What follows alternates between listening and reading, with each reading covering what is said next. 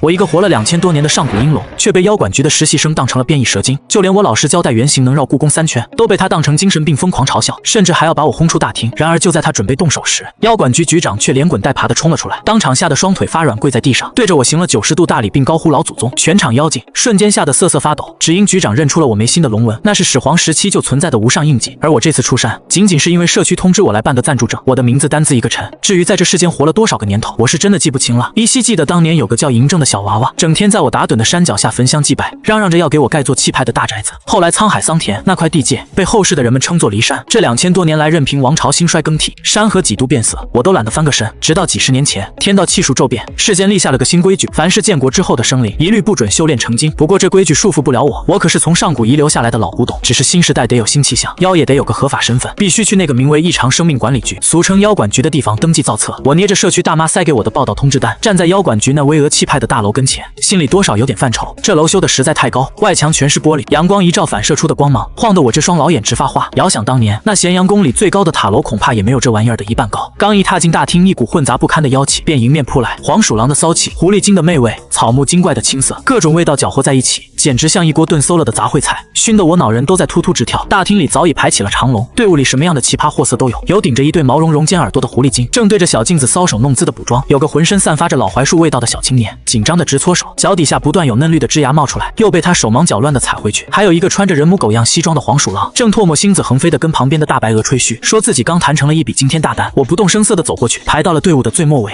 排在前面的几个小妖精回头打量我，眼神里透着几分好奇，还夹杂着一丝警惕。我早已收敛了浑身上下所有的气息，乍一看去就是个普普通通甚至略显土气的青年。他们盯着我看了一会儿，觉得没什么意思，便又意兴阑珊地转过头去。队伍挪动的速度慢得像蜗牛爬。坐在柜台里负责登记的是个油头粉面的年轻小伙，看人的时候那下巴抬的简直比天还要高。他胸口别着的工作牌上写着几个字：办事员胡一鸣。我眯眼瞅了一下，原来是一只血统并不怎么纯正的狐狸崽子。下一个，他连头都懒得抬一下。我缓步走上前去，将手里那张社区下发的通知单递到了他面前。他漫不经心地扫了一眼，眼皮子往上一翻，姓名单名一个陈字，年龄岁月太久记不清了，所属种族龙。我略微迟疑，终究还是吐露了实情。此话一出，周遭那几个竖着耳朵探听动静的小妖精顿时发出了一阵极力压抑的嗤笑声。胡一鸣手中的钢笔骤然停顿，他抬起头来，用一种关爱智障般的眼神死死盯着我。这儿可是妖管局，并非精神病院。龙，您晓得龙意味着什么吗？那是存在于传说中的神兽，就凭您这副身子骨。他的目光上下游移，嘴角的嘲讽意味愈发浓烈。罢了罢了，别在这儿磨蹭时间，姑且给你登记个蛇属，备注变异种。他自顾自地在表格上挥笔疾书，态度简直敷衍到了极点。我对此未置一词。蛇与龙在这些后生晚辈的眼中，兴许也没多大差别，于我而言更是无足轻重。作不过是个虚名罢了。最后一个问题，胡一鸣将笔往桌上重重一拍，身子后仰瘫在椅背上，语气如同审讯犯人。原型究竟多大？这直接挂钩你的能量评级和活动范围，想清楚了再回答。原型体量的大小乃是妖族实力最为直观的体现。方才那只爱吹嘘的黄鼠狼爆出了的3米的数据，便已引来周遭一片惊叹之声。我注视着他，脑海中认真的思索了一番。上一回彻底舒展身躯，究竟是在何年何月？依稀记得是唐朝那会儿，有个名叫李白的狂徒，酒喝高了，非嚷嚷着要骑我上天去捞月亮。我当时驮着他从长安城一路腾飞至东海之滨，似乎是在天上盘旋了几圈。至于具体尺寸多大，确实未曾丈量过，我只能在脑海中寻个参照物比对一番。我沉吟片刻，神情认真的伸手比划了一下，若是完全展开，估摸着能绕那故宫3圈有余。噗！身后排队的一只正喝水的兔子精没忍住，一口水全喷了出来。胡一鸣面上的嘲弄瞬间凝固，紧接着便爆发出一阵极其夸张的狂笑。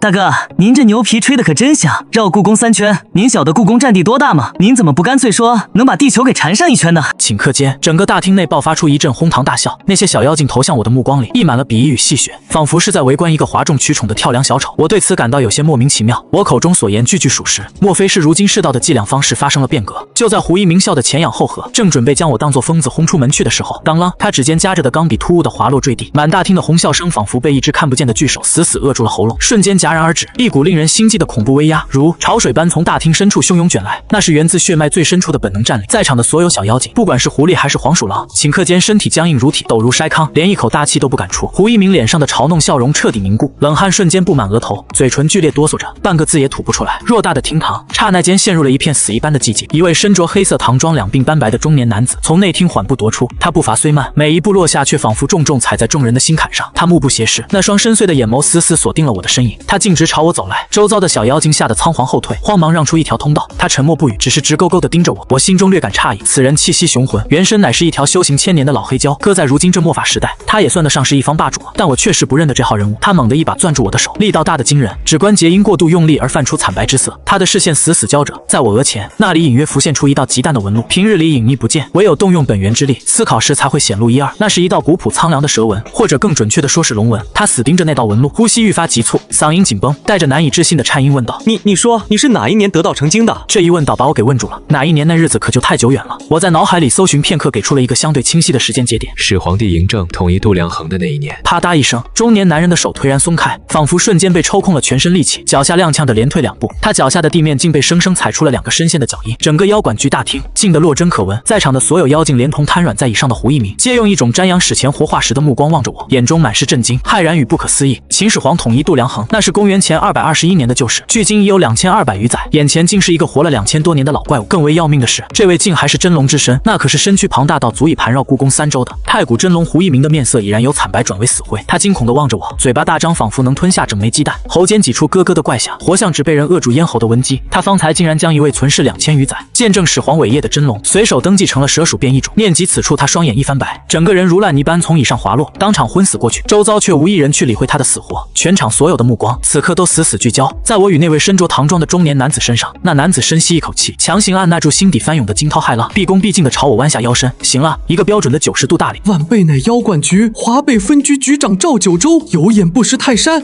竟不知是老祖宗亲临，万望您恕罪。他这一拜仿佛推倒了第一块多米诺骨牌，引发了连锁反应。顷刻间，大厅内响起一片衣料摩擦的声响，厅内所有尚能站立的妖精皆整齐划一地弯腰行礼，头颅低垂，姿态谦卑到了尘埃里。晚辈们参见老祖宗。众妖异口同声，那语调中满含着源自灵魂深处的敬畏与战栗。面对这般阵仗，我倒多少有些不自在。这一觉睡得太久，怎么刚一出门溜达，就成了这帮小家伙的祖宗了？嘿，我随意摆了摆手，都起来吧，我不过是来报个到，没那么多繁文缛节。赵九州这才直起上身，腰杆却仍旧微微佝偻着，态度恭谨到了极点。老祖宗，这大厅太过嘈杂，实在不是说话的地界，还请您移步内厅，由晚辈亲自为您办理手续。说罢，他侧身让路，恭谨地做了一个请的手势。我微微颔首，迈步随他向内走去。在经过那昏死在地的胡一鸣身旁时，赵九州眼中的寒意冷若冰霜。拖下去，废掉一身修为，逐出妖管局，永不录用。他语调虽不高，却透着一股不容置疑的铁血威严。立刻便有2名身着制服的工作人员快步上前，如拖死狗一般将胡一鸣架了出去。这便是妖界的规矩，胆敢对强者不敬，便需付出惨痛的代价。我对此并未多加理会，径直迈步跨入了内厅。内厅陈设古色古香，摆放着一套名贵的黄花梨桌椅，墙上悬着一幅比例苍劲的山水画卷。赵九州亲自替我沏好一壶热茶，双手恭敬奉上。老祖宗，这是采自武夷山母叔的大红袍，您且尝尝，合不合口味？我轻抿了一口，滋味倒还算尚可。别一口一个老祖宗的，听着怪别扭，单名一个陈字。不敢不敢。赵九州慌忙摆手，您可是始皇时期的前辈大能，当得起任何尊称。陈老，我若这般称呼您，可还使得？我微微颔首，算是默许。他这才敢在下手的位置落座，却也只敢沾着半边椅子沿，坐得极是拘谨。陈老，您此番出山入室，莫非是为了？他问得小心翼翼，生怕一不留神触碰到了什么不得了的禁忌。毕竟像我这般活了不知多少岁月的老古董，每一次现身尘世，往往都预示着一场惊天动地的变故。社区发了通知，让我过来报个到。我随手晃了晃手里那张皱巴巴的通知单，他嘴角不受控制地抽搐了2下，双手恭敬地接过那张通知单，仿佛接过的不是废纸，而是一道圣旨。是我们晚辈工作疏忽，竟劳烦您亲自跑这一趟。您的身份信息，我这就录入最高等级的绝密档案之中。他立刻掏出一个看似极为高端的黑色平板电脑，手指飞快地操作起来。陈老，您的种族当真是真龙？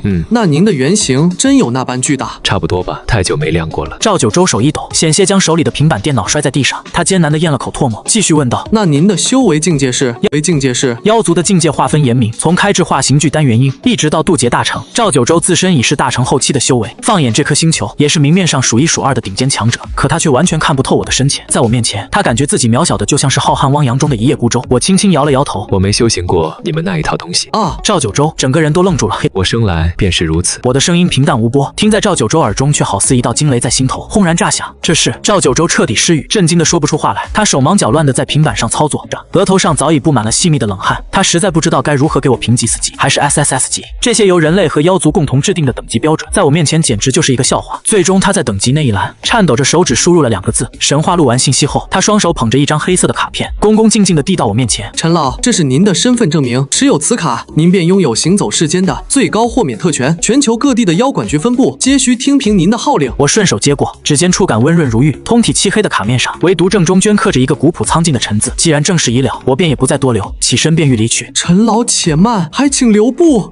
留步。赵九州见状，慌忙出声唤住了我。晚辈有一桩不情之请，不知当不当在这儿跟您提上一嘴。讲，近来世道有些不太平。赵九州神色凝重如铁，西方那些自诩为神明的家伙，近期频频异动，似有意撕毁当年的互不侵犯条约，妄图染指我东方地界，我们实在是独木难支。听他这么一说，我心里便跟明镜似的，这小子摆明了是想让我这把老骨头出山当救兵。依着我的性子，本是懒得去管这些凡尘俗世的纷扰，怎料赵九州接下来的半截话，却让我不由得皱起了眉头。这帮家伙的胆子未免也太大了些，他们竟然把主意打到了骊山头上，那可是当年嬴政那小子特意为我修缮的大宅子，更是我安安稳稳睡了2000多年的老巢穴。我眉心之处，那道隐匿许久的古老龙纹陡然间微微发烫，一股看似淡薄，实则足以令周遭空气瞬间凝滞的恐怖威压，不受控制的从我周身弥漫开来。只听扑通一声闷响，赵九州竟直接从椅子上滑落，狼狈的跌坐在地，他面色瞬间惨白如纸，张大嘴巴剧烈喘息。我并未理会他的狼狈失态，语调瞬间冷了下来，如坠冰窟。把事情给我原原本本说清楚。赵九州挣扎着想要从地上爬起，他哪里还敢有半点隐瞒，赶忙如竹筒倒豆子一般，将前因后果全盘托出。原来随着天地灵气的复苏，世界各处沉寂已久的古老传承皆有了苏醒之兆。西方的奥林匹斯神山，北欧的阿斯加德神域，乃至一些乱七八糟的古神邪神都纷纷按捺不住冒了出来。起初各方势力尚算克制，毕竟忌惮东方有镇国者坐镇，谁也不敢轻易越雷池一步。可近来局势却发生了微妙的变化，西方那几个神系似乎私下达成了某种攻守同盟，开始频频试探东方的底线所在。他们尚不敢明目张胆的大规模入侵，便将贪婪的目光投向了那些沉睡着东方古老存在的龙脉大穴与帝王皇陵。秦始皇陵既是华夏首座帝王陵寝，又是天下龙脉气运汇聚之所，自然变成了他们眼中的头号猎物。据我们截获的密报显示，此番领头之人正是希腊神话里那位执掌兵戈的战神阿瑞斯。提起此人，赵九州的面色顿时变得阴沉无比。他率领一众手下乔装打扮成国外考古专家，手里竟还拿到了官方审批的挖掘批文，明日一早便要堂而皇之的进入始皇陵。上面的人难道就不知晓他们这层真实底细？我随口问道。确实不知。赵九州满脸苦涩。那阿瑞斯动用了神力障眼法，迷惑了审批人员。况且咱们妖管局有铁律，不得随意插手凡俗之事，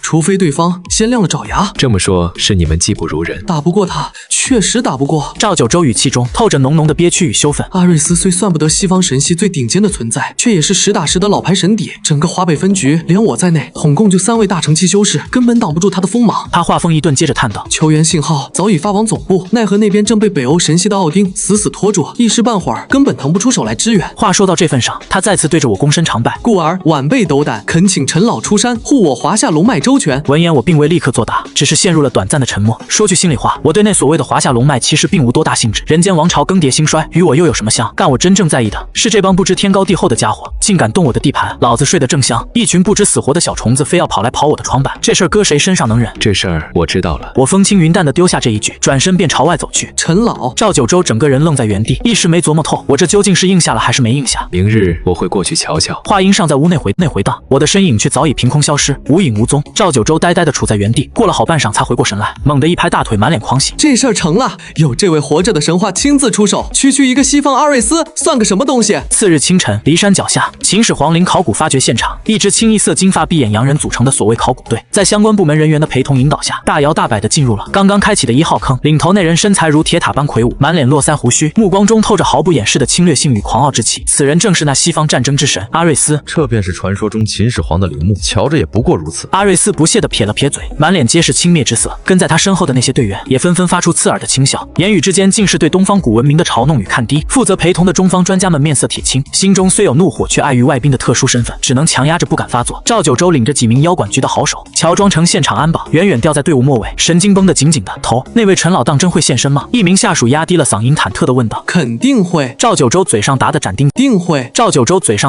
截铁，心里头其实也在打鼓。毕竟到了那位老祖宗的层次，行事全凭一时兴致，旁人哪能猜得透他的心思？阿瑞斯对眼前这些泥塑陶俑毫无兴致，他此行唯一的猎物便是深埋在地宫核心的那道龙脉本源，只要能将其一口吞下，他体内停滞已久的神力必将迎来质的飞跃。念及此处，他不再遮掩，肆无忌惮地释放出庞大威压，如雷达般扫视着整座陵寝。岂料当那股神念企图强行探入地宫深处时，竟好似撞上了一堵坚不可摧的无形气墙，瞬间被狠狠弹回。阿瑞斯面色微变，眼中闪过一丝讶异，竟有静止。且这静置的层级极高，绝非凡俗手段。他眼底不仅没有退意，反而燃起了一抹贪婪的火光。静置射得越是强横，便越说明这底下藏着的东西价值连城。都在这儿候着。他冷冷丢下一句，身形瞬间化作一道猩红流光，无视重重阻隔，径直朝着地宫入口暴冲而去。糟了，这家伙要硬闯！赵九州见状，顿时惊得面无血色，眼瞅着阿瑞斯那道红光即将没入地宫入口的刹那，一道慵懒散漫的嗓音毫无征兆的在场所有人的耳畔悠悠响起：“小伙子，怎么这么不懂规矩？别人家的宅子是你能随便乱闯的吗？”这声音听着不大，却透着股奇异的穿透力，清晰的钻进每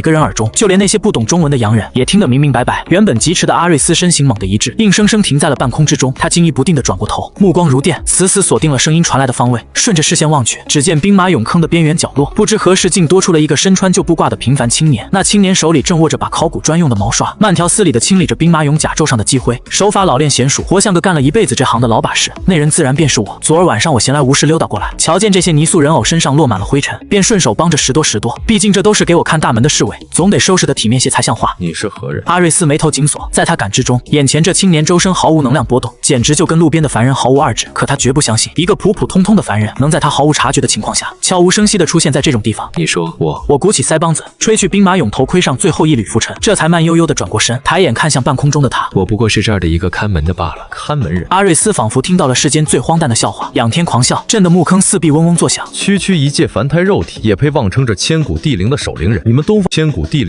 人？你们东方人的幽默感着实令人费解。他身后那群一帮随从也跟着肆无忌惮地哄笑起来，满眼皆是戏谑与轻蔑。赵九州等人的一颗心瞬间悬到了嗓子眼，刚欲冲上前去护驾，却被我轻飘飘的一记眼神生生定在了原地。我望着悬浮在半空的阿瑞斯，目光平静，像是在看一个不知天高地厚的顽劣孩童。此地非尔等游乐之所，哪儿来的便回哪儿去吧。让我回去。阿瑞斯笑声更甚，透着一股癫狂。你可知站在你面前的是何等存在？吾乃奥林匹斯12主神尊位，执掌兵戈与毁灭的战神阿瑞斯。话音未落，一股猩红如血的神力风暴自他体内轰然爆发，瞬间席卷了整个1号坑。在这股滔天神威之下，那些肉体凡胎的中方专家瞬间瘫软在地面无人色，陡如筛糠。即便是赵九州带来的妖管局精锐，此刻也觉心悸如雷，不得不拼尽全力运转妖力，才勉强维持站立不倒。陈老当心！赵九州面色大变，失声惊呼。然而置身于那足以搅碎钢铁的风暴中心，我却连一脚都未曾掀起半分，仿佛那毁天灭地的神威于我而言不过是拂面而过的山间微风。我漫不经心地掏了掏耳朵，脸上写满了不耐。聒噪的掏了掏耳朵，脸上写满了不耐。聒噪的很。阿瑞斯脸上那狂傲的笑容瞬间凝固在嘴角，他引以为傲的神之威压，竟对这风烛残年的老头毫无作用。这怎么可能？一抹不安悄然爬上心头，但身为战神的尊严绝不允许他此刻退缩。装神弄鬼的东西！他怒喝一声，探手虚抓，一柄缭绕着熊熊烈焰的战矛凭空显现于掌心。既然你不识抬举，那便给我去死吧！他手臂猛挥，战矛化作一道赤色流光，裹挟着毁灭万物的恐怖气息，直取我的心口命门。这一击之威，足以将一座巍峨山岳夷为平地。赵九州等人绝望地闭上了双眼，心道完了。可是预想中惊天动地的爆裂声并未响起，那柄足以崩碎山川的火焰长矛，在距离我胸膛寸许之处，诡异地悬停了下来，就像是被一只看不见的无形巨手死死扼住了咽喉。矛尖上的烈焰疯狂跳跃挣扎，却始终无法寸进分毫。我缓缓伸出2根手指，如同夹起一根烧火棍般，轻描淡写地夹住了那不可一世的矛尖。这玩具做的倒是不赖，只可惜火候还是差了些。指尖只不过微微施加了一点力道，咔嚓一声清脆的断裂声响彻四周。那柄由纯粹神力凝聚而成，号称坚不可摧的战争长矛，竟被我仅用2根手指便生生夹断。崩断的矛尖瞬间化作无数猩红的光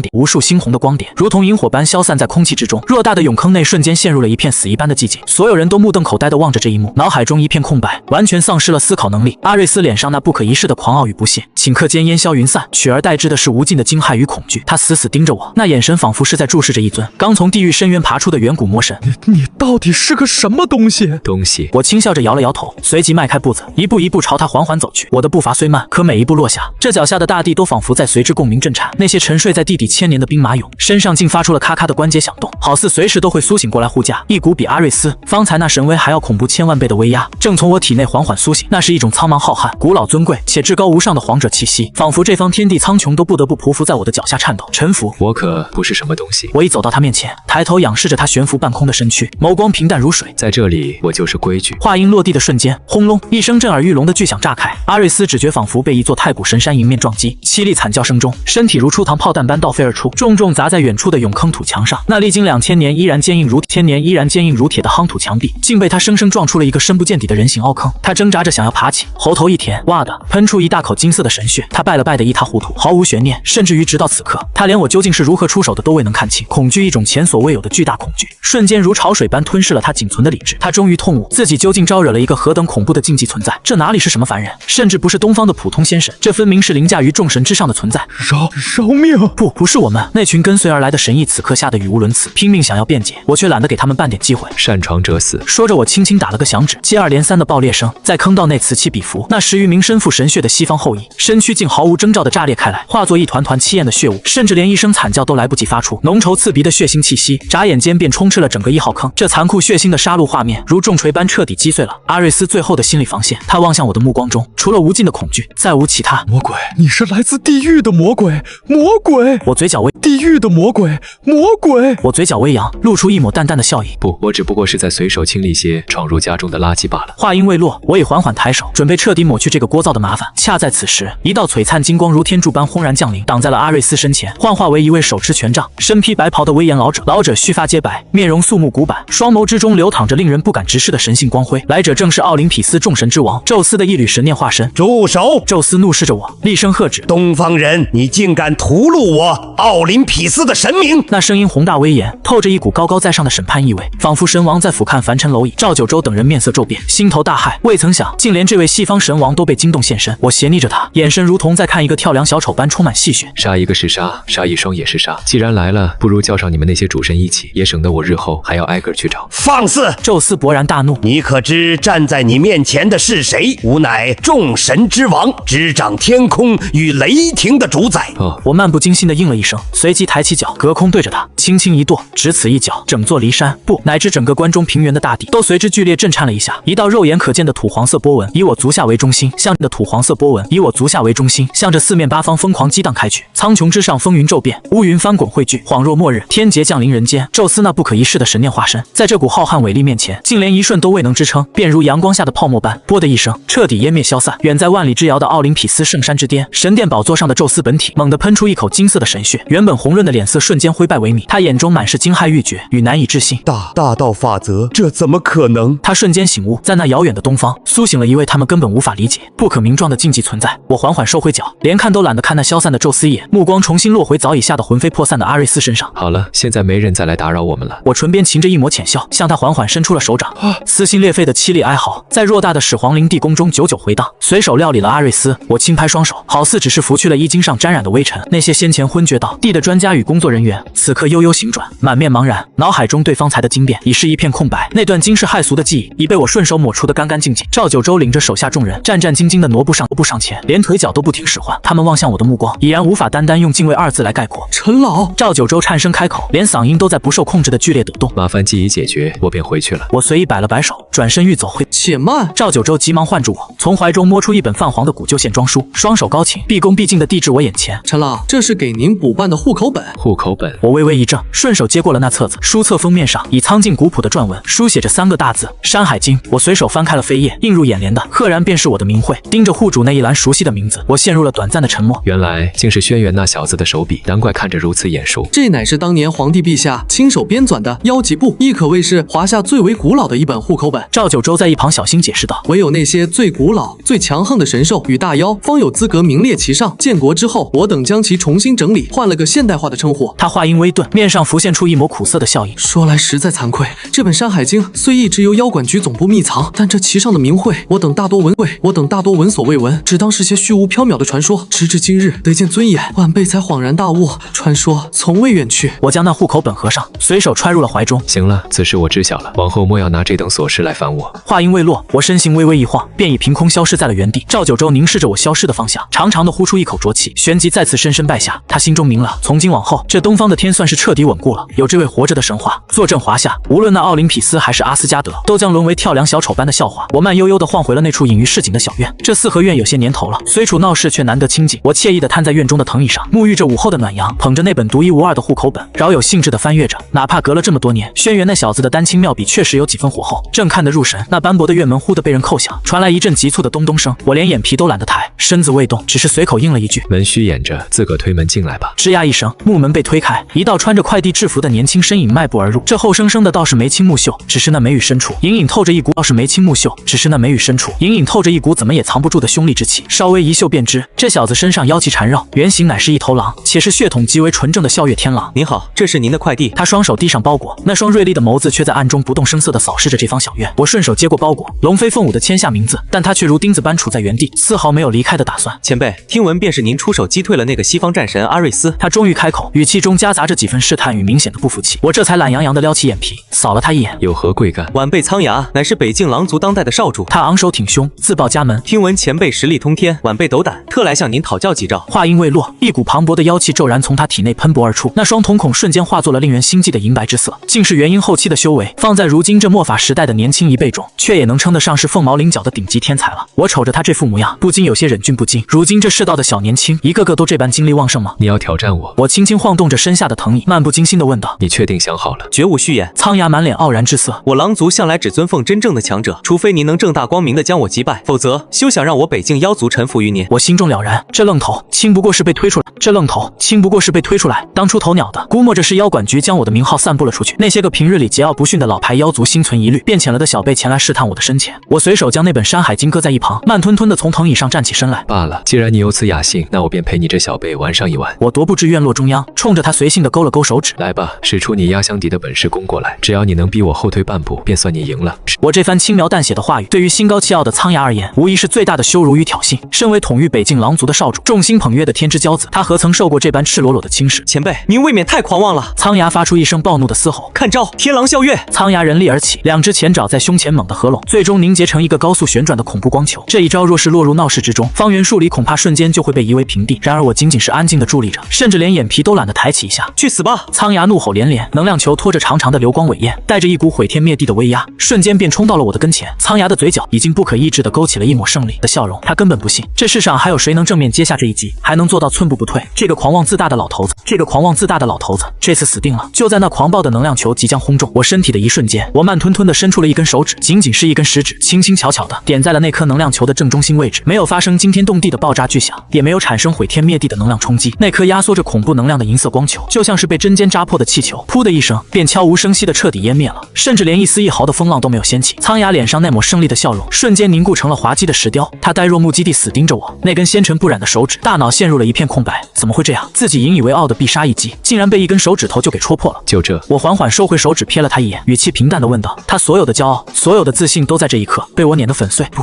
这怎么可能？这绝无可能！他已然陷入了癫狂，无法接受这残酷的现实，如同一头失控的野兽般朝我猛扑而来。我轻轻叹了口气，无奈地摇了摇头，真是冥顽不灵。就在他那锋利的爪尖即将触碰到我肌肤的刹那，一股源自灵魂深处的战栗感，他看见了，在他的视野之中，我不再是那个毫不起眼的布衣青年，而是一尊无法用言语来描绘的庞大到足以遮蔽天日的恐怖存在。扑通，苍牙那庞大的狼躯在距离我仅仅半米之遥的地方轰然跪倒在地，他四肢紧贴地面，高傲的狼手深深埋进尘土之中，身躯如筛糠般剧烈颤抖。他终于彻悟，自己究竟是在挑战一个怎样的存在。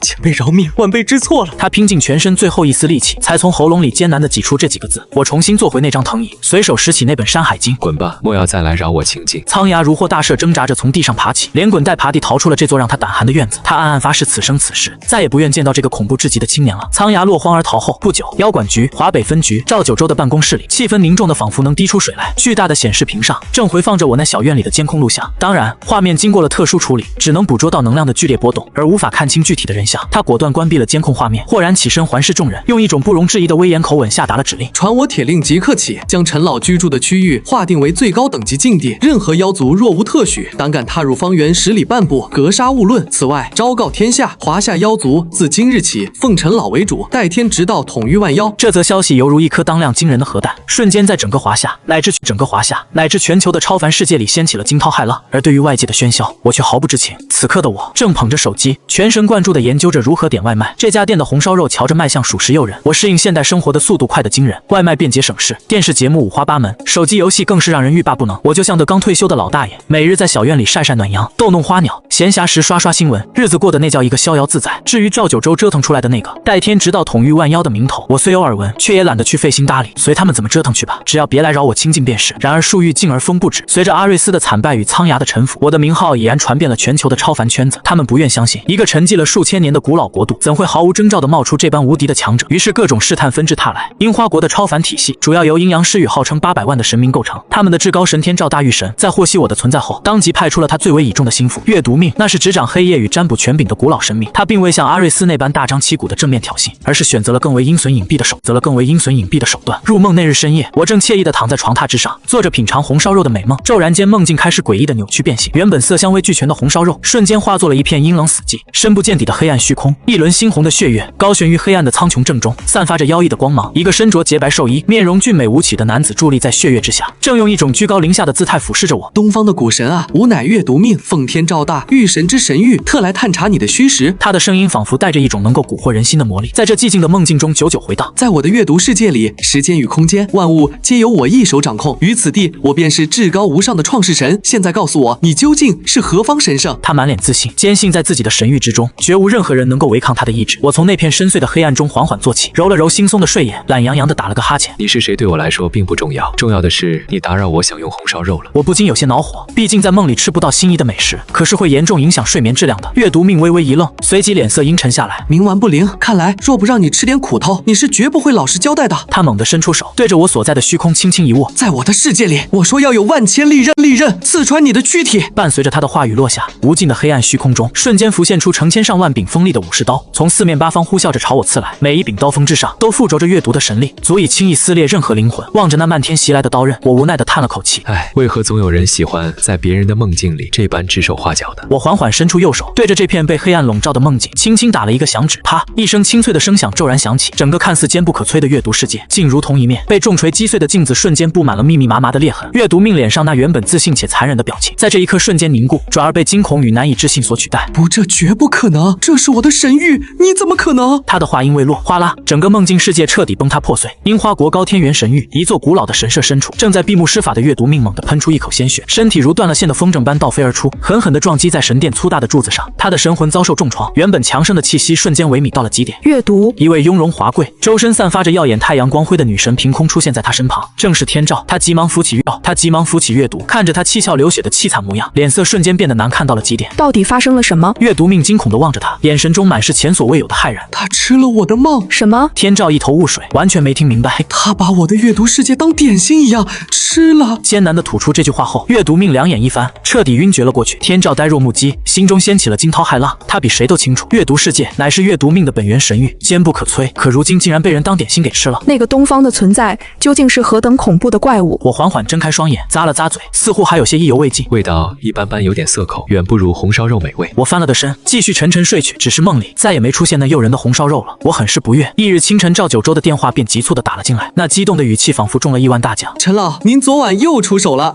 什么事？我刚睡醒，脑子还有些迷糊。樱花国那边传来消息，阅读命神魂遭受重创，至今昏迷不醒。天照下达，直接封闭了高天原，并宣布1000年之内，樱花国神明绝不踏入华夏半步。赵九州的声音里透着一股扬眉吐气的畅快。干得太漂亮了，陈老，您究竟是怎么做到的？是不是跟他们大战了300回合？我懒洋洋地打了个哈欠。没，那家伙跑到我梦里唧唧歪歪，实在太吵，我就把他连人带梦一块踢出去了。电话那头陷入了漫长的沉默。赵九州感觉自己的世界观再一次被无情刷新，把一位古老神明的本源神域像扔垃圾一样踢出去，这还是人能干出来的事吗？陈老，赵九州的声音变得愈发恭敬。您还缺看门的吗？不缺，滚！我挂断电话，起身洗漱。今日天气晴朗，我打算去公园溜达溜达。然而刚迈出院门，便瞧见一排黑色的高级轿车齐刷刷地停在我家胡同口，一群身着黑色西装、戴着墨镜的彪形大汉分列两旁，气势逼人。赵九州正站在最前方，一见我出来，立刻一路小跑迎了上来，脸上堆满了谄媚的笑容。陈老，早上好啊！您这是准备出门？您看，您身份如此尊贵，总是步行多不方便。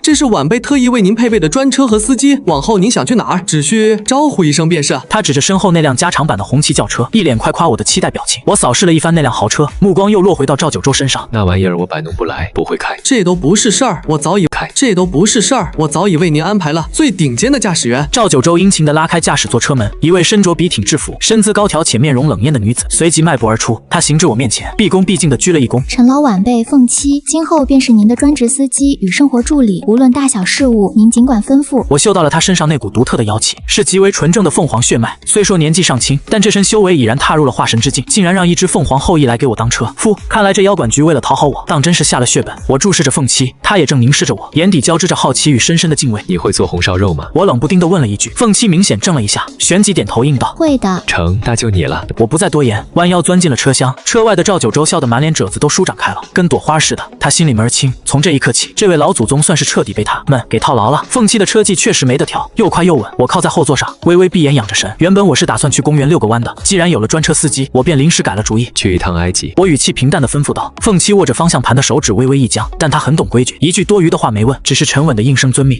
只是沉稳的应声遵命。紧接着，他伸手按下了中控台上的一个特殊按钮，轿车平稳地驶离了繁华市区，径直来到了一片人迹罕至的荒野郊外。顷刻间，车身两侧延展出充满科技感的金属双翼，尾部喷吐出幽蓝色的光焰，整辆车旱地拔葱般腾空而起，化作一道流光，眨眼间便消失在天际尽头。这哪里还是什么汽车，分明就是一架伪装成轿车的小型反重力飞行器。数个时辰之后，飞行器平稳地降落在了开罗城外那片广袤的黄沙之中。我推门下车，一股燥热滚烫的气浪瞬间扑面而来，抬眼望去，不远处便是那举世闻名的金字塔群与狮身人面像。陈老，我们此番前来所谓何事？凤七紧跟在我身后，终是忍不住好奇地问道：来取回点旧东西。我负手而立，径直朝着那座最为宏伟的胡夫金字塔迈步走去。附近负责警戒的当地守卫发现了我们，刚想上前阻拦盘问，可还没等他们靠近，便被一股柔和却不可抗拒的无形力量推开。他们的眼神瞬间变得空洞迷茫，仿佛我们根本就不存在一般。我缓步踱至金字塔脚下，昂首打量着这座巍峨的陵墓，眼底划过一抹淡淡的怀旧之色。想当初我来这时，这儿不过是个不起眼的小土包罢了。说罢，我抬起右手，看似随意地按在了那厚重的石壁之上。轰隆隆，伴随着沉闷的巨响，整座金字塔竟开始剧烈地颤动起来。一道尘封已久的隐秘石门，仿佛受到了某种感召，在我的掌心之下缓缓打开。我没多做停留，径直迈步走了进去。门后是一条幽深晦暗的甬道，两侧的石壁上密密麻麻的刻满了古老的象形文字与神秘壁画。凤七紧紧跟在我的身后，内心早已掀起了惊涛骇浪，径直来到了金字塔最深处的核心墓室。宽阔的墓室中央，静静地停放着一具由纯金打造的奢华棺椁，棺盖之上躺着一具戴着法老黄金面具、手持权杖与连枷的干尸。这位便是古埃及神话中至高无上的太阳神拉，准确地说，这是他陷入沉睡的神躯。拉，别在那儿装死猪了，我知道你早就醒了。我语气平淡地开了口，金棺上的那具干尸依旧一动不动，没有任何反应。你要是再不起来，我就把你这金字塔给拆了，顺道把你这身老骨头扔出去喂野狗。话音才刚落下，咳呵，一阵剧烈的干咳声便突兀地响了起来。只见那具原本僵硬的干尸嘎吱作响地缓缓坐直了身子，他伸手摘下脸上的黄金面具，露出一张皱皱巴巴、好似风干橘子皮般的老脸，而那深陷的眼窝之中却燃烧着两团耀眼的金色火焰。臣，原来是你这个老不死。他的声音沙哑至极，听起来就像个老不死。他的声音沙哑至极，听起来就像是两块粗糙的砂纸在相互摩擦。是我。我瞥了他一眼，开门见山道：我来拿回属于我的东西。你的东西？拉，眼眶中的火焰闪烁了一下，开始装傻。我不记得我这儿存过你东西。有。我抬手指了指他手中紧握的那根权杖，这根棍子当年可是我用来掏耳朵的物件，你非夸它好看，死皮赖脸借去玩2天，结果这一借就是整整3000多年。一旁的凤七听得眼角直抽搐，整个人都凌乱了。堂堂太阳神拉的至高神器，象征着无上王权与神权的生命权杖，竟然只是这位老祖宗的掏耳勺。这消息若是传扬出去，整个埃及神系恐怕都要当场疯掉。拉那张干枯的老脸罕见地泛起一丝红晕，显得颇为尴尬。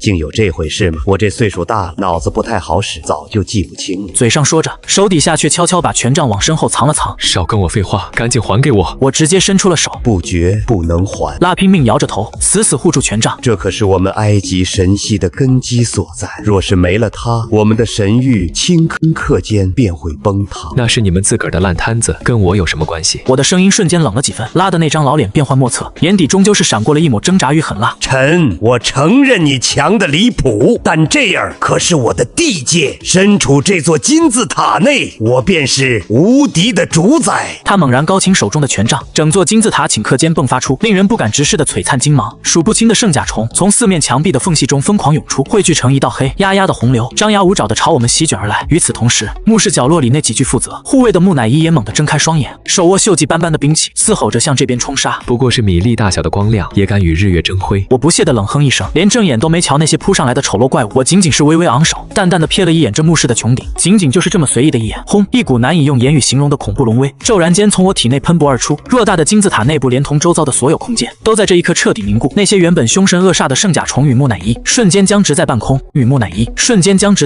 随即噗的一声轻响，尽数化作了漫天微粉。太阳神蜡更是如同被9天雷霆击中，一身神力瞬间被压制的荡然无存，整个人被死死按回了金棺深处，连根手指都动弹不得。他的眼眸之中此刻充斥着比当初阿瑞斯与月毒命还要浓烈100倍的恐惧。尘封的记忆终于被唤醒，他想起来了3000多年前，当这个男人降临埃及大地时，也是这般光景，仅仅一眼便令尼罗河水倒流，逼得整个埃及神系不得不俯首称臣。他才是那真正的凌驾于众神之上的神。我缓步走到金棺跟前，从他那僵硬无比的手中轻松抽回了那根权杖，我在手里随意掂量了几下，手感依旧顺滑。走了。说罢，我招呼上早已看傻的凤七，转身便走，身后隐约传来了拉娜虚弱至极且充满讨好的颤音：老祖宗，那掏耳勺您还缺吗？小的，这其实还有一根备用的。我脚步未停，头也没回，重新坐回车内。凤凤七时不时透过后视镜瞥向我手中的权杖，一副欲言又止的模样，肚子里憋着什么话。想问就问吧。陈老，您究竟是何方神圣？他终究还是按捺不住心底的好奇。我淡然一笑，目光投向窗外那飞速倒退的层层云海。我能有什么身份？不过就是个活的岁数稍微久了点的普通人罢了。我话锋微微一顿，接着慢悠悠地补了一句：若是硬要安个名头，在很久很久以前，这颗星球上所有的神明见了我，都得恭恭敬敬地喊上一声老师。那两个字仿佛有着千钧之重，在狭窄的车厢内久久回荡。老师凤七瞳孔骤缩，只觉得脑海中惊雷炸响，整个人如同被施了定身法一般，彻底石化在了当场。那个传说中教化众生凌驾于规则之上的万神之师，原来这才是这位看似平凡的老祖宗隐藏在岁月长河深处那足以惊艳万古的真正身份。